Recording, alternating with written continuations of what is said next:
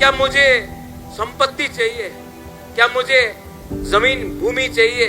हाँ चाहिए, पहले से है, बहुत है, ईश्वर ने सब दिया। मैं आपको अपना हाँ, आपको जमीन देना चाहता हूँ, आपको संपत्ति देना चाहता हूँ। क्या मुझे शिक्षा चाहिए?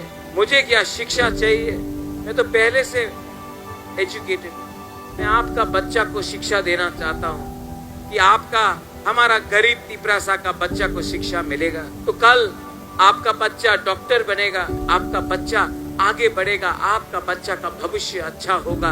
अगर आपका बच्चा का भविष्य अच्छा होगा तो दोफा आगे बढ़ेगा, और दोफा आगे बढ़ेगा तो तिपरासा आगे चलेगा।